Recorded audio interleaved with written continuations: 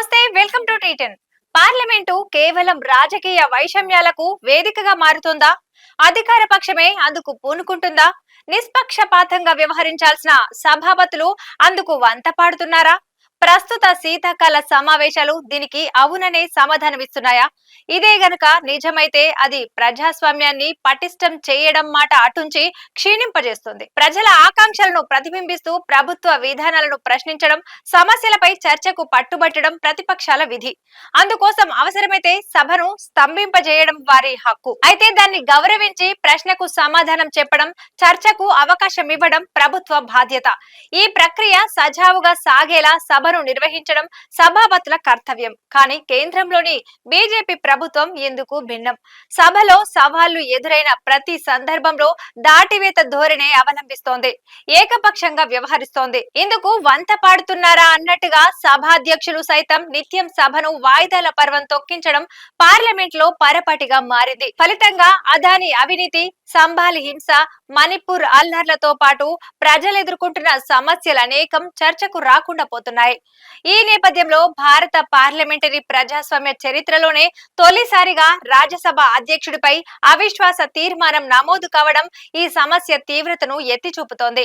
దేశ ఉపాధ్యక్షుడు కూడా అయిన రాజ్యసభ చైర్మన్ జగదీప్ ధన్కర్ ను పదవి నుండి తొలగించాలని కోరుతూ ప్రతిపక్ష పార్లమెంటు సభ్యులు తీర్మానం కోసం నోటీసు ఇవ్వడం అత్యంత చర్చనీయాంశంగా మారింది. సభ నియమాలకు సంబంధించిన పలు సాంకేతిక కారణాల రీత్యా ఈ తీర్మానం ఓటింగ్ ను ఎదుర్కొనే అవకాశం లేదు.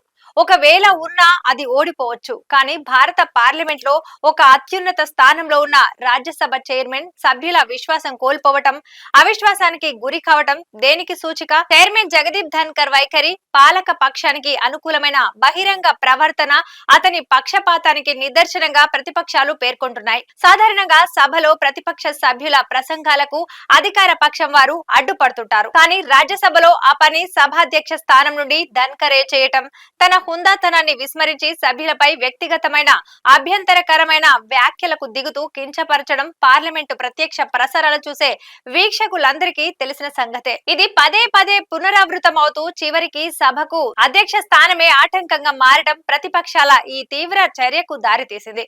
పార్లమెంటుకు సభా నాయకుడు, ప్రతిపక్ష నేత ఇద్దరు రెండు కళ్ళ లాంటి వారు. అది విస్మరించి సభలో ప్రతిపక్ష నాయకునికి మాట్లాడే అవకాశం కాదు కదా.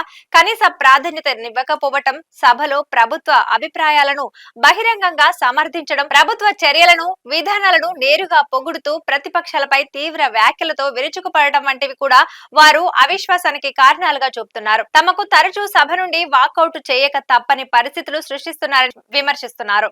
అధికార బీజేపీ సైతం నిత్యం ప్రతిపక్షాల గొంతు నొక్కేందుకు, ప్రభుత్వంపై విమర్శలను దేశ వ్యతిరేక చర్యలుగా చిత్రీకరించేందుకు పార్లమెంట్ లో వారి అవకాశాలను, హక్కులను పూర్తిగా కుదించేందుకు బాహాటంగానే ప్రయత్నిస్తున్న నేపథ్యంలో ఇదంతా యాదృచ్ఛికమని అనుకోలేం. అయితే కారణాలు ఏమైనప్పటికీ రాజకీయ రహితమైనటువంటి ఉన్నత స్థానాలకు ఎన్నుకోబడిన వారు అందుకు భిన్నంగా వ్యవహరించి అవిశ్వాసానికి గురి కావటం ప్రజాస్వామ్యానికి క్షేమం కాదు. సభా సాంప్రదాయాలకు సంరక్షకునిగా, సభ్యుల హక్కులకు రక్షకునిగా, రాజకీయాలకు అతీతంగా వ్యవహరించాల్సిన చైర్మన్ ఇలా పాలక పక్షానికి అధికార ప్రతినిధిగా విమర్శలకు గురి కావటం సరికాదు. ప్రతిపక్షం ప్రజాస్వామ్యానికి రక్షణ దుర్గం అన్న భారత అత్యున్నత న్యాయస్థానం వ్యాఖ్యలు రాజకీయ పక్షాలే కాదు, దేశ ఉపాధ్యక్షుల వారికి గమనంలో ఉండాలి. స్వేచ్ఛగా తన అభిప్రాయాన్ని చెప్పేందుకు ప్రతిపక్షానికి అవకాశం ఇవ్వాలి. సభలో ప్రభుత్వ ప్రతిపక్షాల మధ్య చర్చలు వైషమ్యాలకు, శత్రుత్వానికి దారి తీసినప్పుడు చైర్మన్ మధ్యవర్తిత్వం వహించి సభను సజావుగా ముందుకు నడిపించాలి. ఇది ఆయన తటస్థంగా, నిష్పక్షపాతంగా ఉన్నప్పుడు మాత్రమే సాధ్యమవుతుంది. కానీ ఇందుకు భిన్నంగా రాజ్యసభ సజావుగా సాగటానికి చైర్మనే అతిపెద్ద అంతరాయంగా, విమర్శల పాలు కాకూడదు. కనుక ఇప్పటికైనా ఫిర్యాదుల యోగ్యతతో సంబంధం లేకుండా సంస్థాగత సమగ్రత కోసం తాను రాజకీయ పోరాటానికి అతీతంగా ఉన్నానని తన విమర్శకులకు చైర్మన్ భరోసానివ్వాలి. ఇది వాళ్ళ న్యూస్. చూస్తూనే ఉండండి టీ10.